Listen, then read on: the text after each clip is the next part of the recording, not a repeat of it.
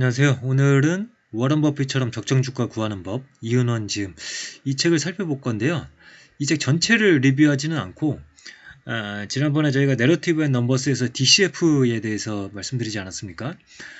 그 책과 대비해서 한번 살펴보려고 합니다. 그래서 워런 버핏은 어떻게 기업 가치를 산정하는가, 이 책에서 추정하고 있는 그 방식을 기존의 DCF와 비교해서 보는 그런 시간을 가지려고 합니다. 그래서 이제 지난번에 이제 내러티브 앤 넘버스에서 이제 설명드린 내용이고요. 그거를 이제 공식으로 보자면 오른쪽 위와 같습니다. 결국에는 현금 흐름이 있는 거고 그 현금 흐름을 할인해서 기업의 가치를 구하는 방식인데요. 간단하게 살펴보자면 이렇습니다. 매출액 곱하기 영업이익률을 통해서 영업이익을 구하고 영업이익에서 세금을 빼서 세후 영업이익을 구하고 거기서 다시 재투자한 금액을 빼서 세후 현금 흐름을 구한다. 그러면 세후 현금 흐름이 뭐 1년 차는 뭐 어떻게 나올 거고 2년 차 어떻게 나오지 않겠습니까? 그거를 다시 이제 그 할인하는 거죠. 그래서 1 플러스 R, 1 플러스 R의 제곱 등등으로 계속 이제 할인을 하게 되는 거죠. 그래서 이 R이라는 것은 결국에는 이 기업에 대해서 이제 투자한 사람들이 그 위험이라던가 그런 것을 어떻게 평가하고 있는가가 반영되는 수익률이라고 할 수가 있겠죠.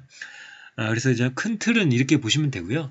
그 다음으로 이제 오늘 설명드리고자 하는 것은 이렇습니다. 이제 워런 버핏이 정확하게 어떠한 공식을 사용하는지에 대해서는 나와 있지는 않거든요. 근데 여러 가지 그 워런 버핏의 이야기라던가 주주총회에서 했던 말들 그런 것들을 통해서 이제 추정을 하는 거죠. 그래서 이 책의 저자인 이은원 씨가 추정한 방식은 이렇습니다.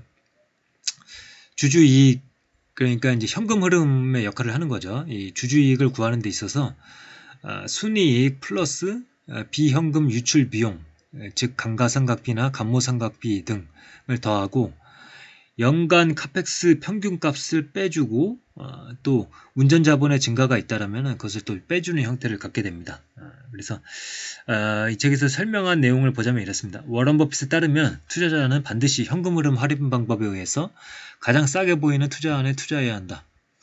워런 버핏은 1986년에 작성된 주주편지에서 첨부된 글에서 주주이익에 관해 다음과 같이 설명했습니다. 주주이익은 공시된 이익에 감가상각, 감모상각 등의 현금 유출이 없는 비용을 더하고 사업이 장기적인 경쟁적 위치와 판매량을 충분히 유지할 수 있을 정도로 공장 및 기계설비에 투자되는 연간 유형자산 투자 비용, 카펙스의 평균치를 빼서 계산한다.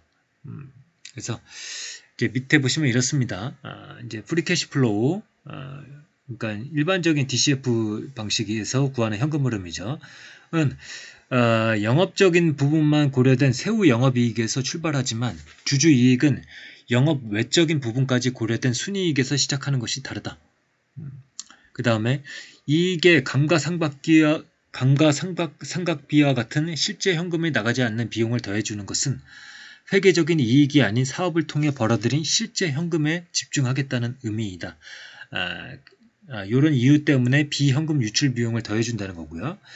그 다음에 여기에서 유형자산 투자 비용, 공장 및 설비 투자 비용을 빼주는 것은 사업을 계속 영위하는 데 필요한 부분은 주주 입장에서 잉여가 아니기 때문이다. 그래서 당연히 이제 투자된 금액은 사실은 그 이익이라고 볼 수가 없기 때문에 그것은 빼준다는 거죠. 그 다음에 이제 운전자본 같은 경우에도 사업의 현재 위치를 유지하기 위해서 운전자본, 즉 사업을 하는데 필수적으로 투입되어야 하는 자금으로 유형자산에 직접적으로 투자되지는 않으며 제품을 제조하고 판매하는 일상적인 활동에서 필요한 자금을 말한다. 요 운전자본이 예전보다 더 필요한 상황이 되었다면 운전자본 증가 부분도 카펙스에 포함해서 빼줘야 한다고 언급하고 있다. 그래서 요 주주이익에 아까 그 공식에서 분자로 들어가게 되는 거죠. 요걸 구해가지고 그 추정치가 미래 현금 흐름을 만들어내는 거고 그 다음에 이제 할인을 하게 되겠죠. 그래서 이제 카펙스의 평균값과 운전자본의 변화를 반영해서 추정한다는 것은 무슨 이야기일까? 그것은 그 사업에 대해 잘 알고 있어야 한다는 것을 말한다.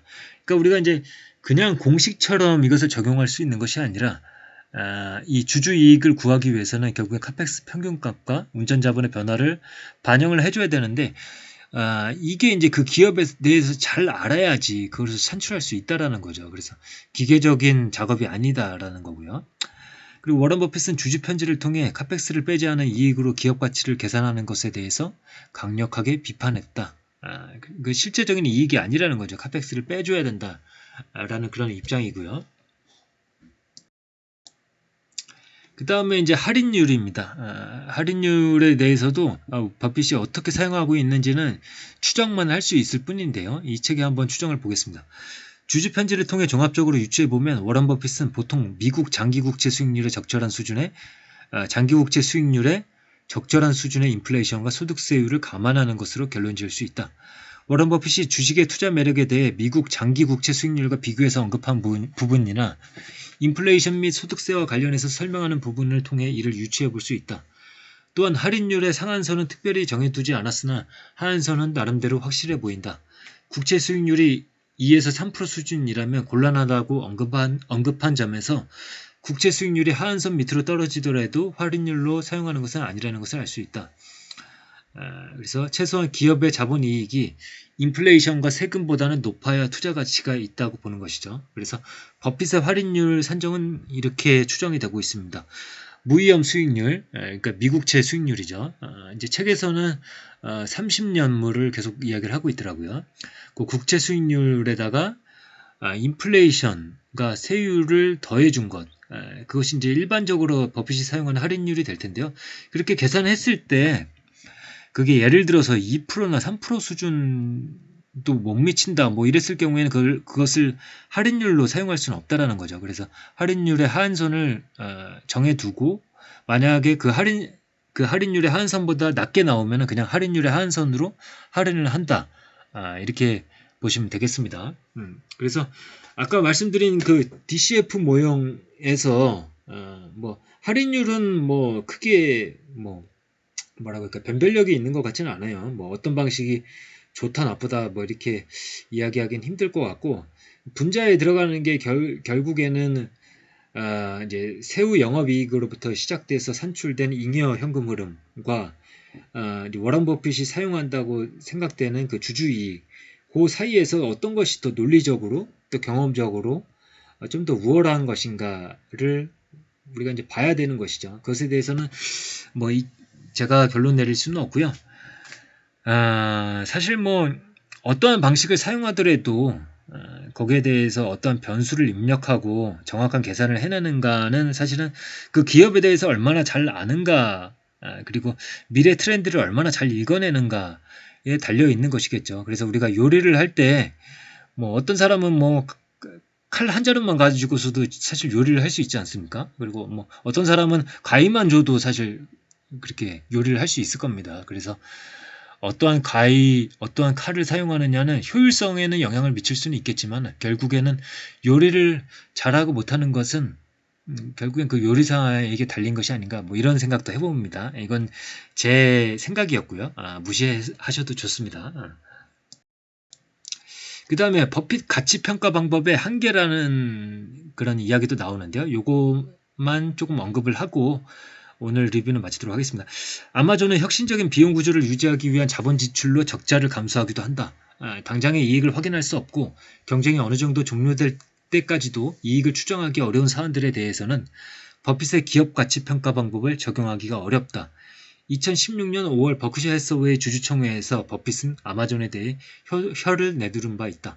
그러니까 아마존이 대단하다라고 보았지만은 그 아마존에 투자할 수 있는 근거가 버핏에게는 없었다는 거죠. 그 투자할 근거가 없었다는 것은 그거를 산출해낼 수 있는 방식이 버핏에게는 없었다는 거고 따라서 버핏의 가치평가 방법이 뭐라 그럴까요? 미국의 빅테크가 성숙기에 달하기 전에는 그런 기업들에게는 투자할 수 없는 어떤 한계도 있다라고 설명을 하는 거죠. 그래서 파괴적인 혁신으로 무장된 기업들은 전보다 더욱 강력한 모습으로 등장할 가능성이 높다.